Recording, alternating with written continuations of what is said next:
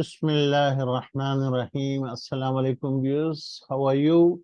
Okay, today's our 147 session, lesson number 147. We are developing the user form, okay, for the sale order entry and edit. Okay, so this is part number 18 of the series. So let's load the file and we log into the system. First of all, it should say something about the active cell, ActiveX control register. What? Okay, yeah. This is so no problem in that. We just click OK in it. Okay, and right. So, so this is the way we log in to the interface, and we are logged in as a super user, having permission to all the modules, all the systems. Okay. Now, in previous session, we have shown you that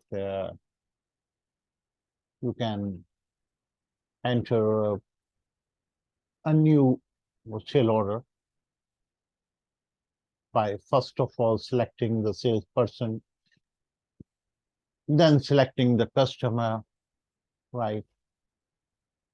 And it will populate all the necessary information what you have. Now, these are the remaining things which we would like to populate. This information is not needed to be entered, but the information is already available for this customer, right? And for this and the shipment. In the customer sheet, you have where you have the customer representative information, followed by the address, city, etc., etc. So we have done this already in the edit mode. If we go to 37 here, so this thing is so all we need to do is copy that part of it from the editing to the new order process. Okay, so let's close it and we go directly to the Visual Basic and go to the form. This is here, and this is the information which is being collected in the editing method, right? So we go to here, and this is the information which is actually picked up from here, from the SO header. Now, since we are talking about the fresh entry, the fresh entry is not at the moment available in the sale order form. It has to be collected from customer form, from the customer form, right? Right? Okay. So what we do one thing here that we copy all these things, right? Customer representative is already done. We don't need to bother about it. Customer representative is already done. Okay. Now the shipping address, then and this date in city. No, date is not required. And let's take all this in the whole lot. We will then make the adjustment. There is no need of shipping phone number. We have already taken it. There is no need of taking the email address. We have already added all these. Only this information we want to embed where at the time we want to do it where we want to do it at this position where as soon as the customer is changed, where customer drop down value is changed, the change event in which it picks these three information. So why not the other one? So let's put it here. Right. Okay. Right. So these are the information which have to be worked out. Okay. So first one is the shipment address. That's fine, but we have to make the we don't need undo no to look up through the order because the order is not yet stored in the SO header. So it has to be taken from the customer sheet. Okay? And the basis of the customer will be the cust text, right? Okay. So we will copy this part and place it here, right? Control C, and we will copy this part to here, right?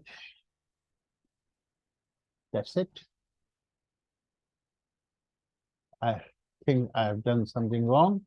Yeah, this has to be selected completely. Yeah, because we are replacing it. Right. This is the right way. Okay. So while copying and pasting, you have to be very, very careful. Otherwise, you have to figure out what went wrong. Okay. Control C, control. Yeah. Control C is already done. Now we are just pasting. Control V is for paste, right? And the city also.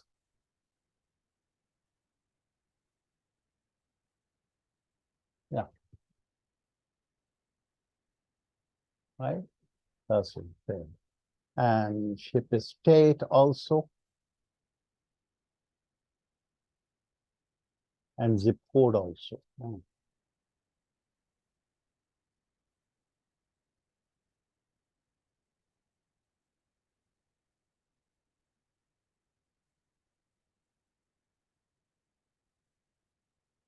country as well. So we are pasting all this, minimizing our work to be done. So now we don't have to worry about anything. All we need to worry about is this, is the address. Where does this address is located? Okay, so we go to the Excel sheet, we go to the customer sheet, and when we are doing it from the B, fair enough, then the customer address is on K. So how to find that what is the number of the column? You select V and go to the until the K, and this is going to tell you 1 row and 10 columns. So the 10th position is the address, 10th. Okay. So we go back to the Alt F11 screen and we put 10 in here. So this is the address. Now, the shipper. The shipper, well, the shipper is actually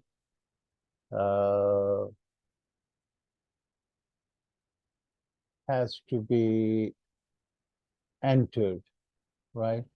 So you cannot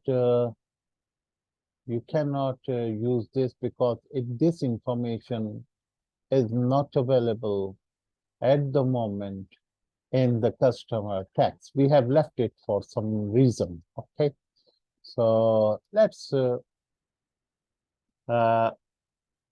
make it like this. Okay,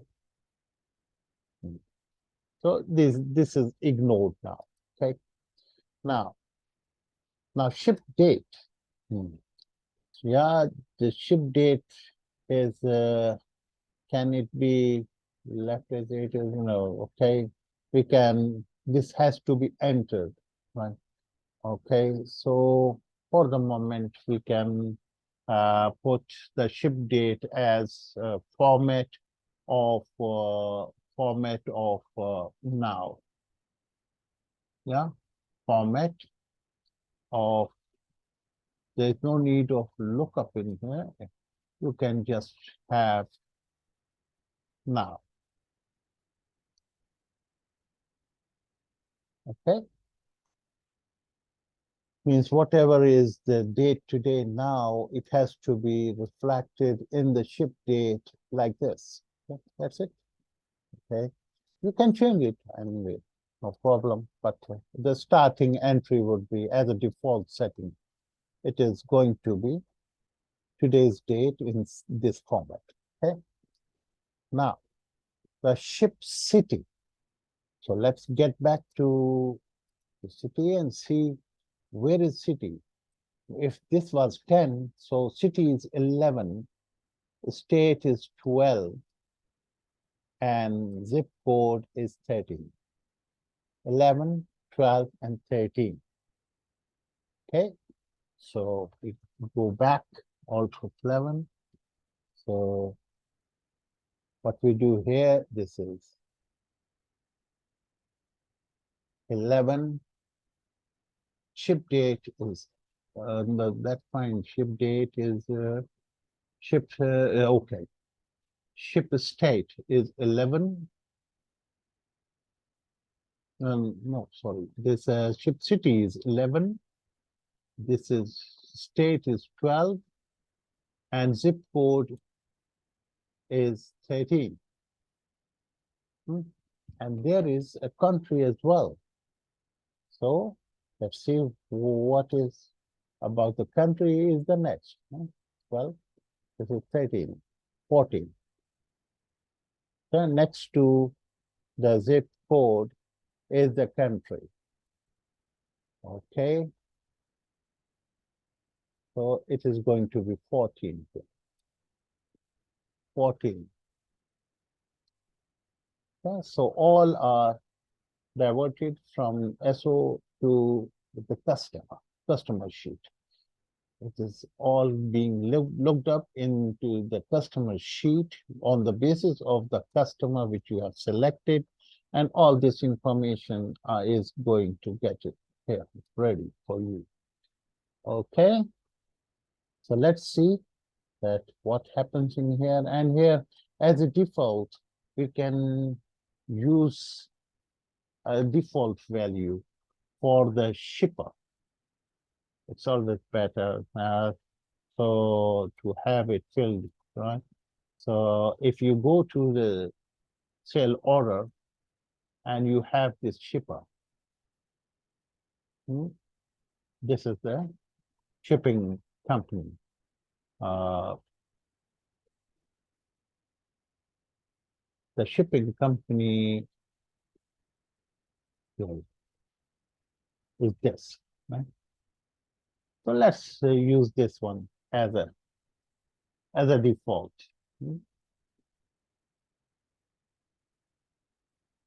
So we take this back to here and we put instead of this is the shipper text. You can always make a change in it. Okay, fair enough. So that's it. That you have completed the entry portion of the, and now the important part is to test it whether it works in the manner it is desired or not. If there is some adjustment, we can do the adjustment as well. Okay. So let's get back to the order and see how does it work. Okay. The 3, we say we select, for example, D. Good. It has filled in all the information, right? Okay, so this how we have completed this part of the shipment flow. And there is one thing left, that is the shipment cost. Shipment cost is has to be included as a part of your invoice, which you have apart from other in the line items of the each line item has a cost, and the whole lot of the order has to be shipped. So there has to be some shipment cost which you are going to charge to the customer. Okay, so we will include a tab here to include the shipment cost as well. So this will complete. Okay, so let's verify that it completes. It does it it does not disturb anything which we have already done with respect to the editing. The editing is also being done correctly. And when you change a customer to 83, for example, a new order, it should give you an error. That's right. It will take you out, and you will have to enter the salesperson, then enter the customer and their information. So I hope this was easy for you to understand it, and we can in the next session we will do some more interesting things with respect to the development of the sale order form. Thank you very much for joining. Thank you.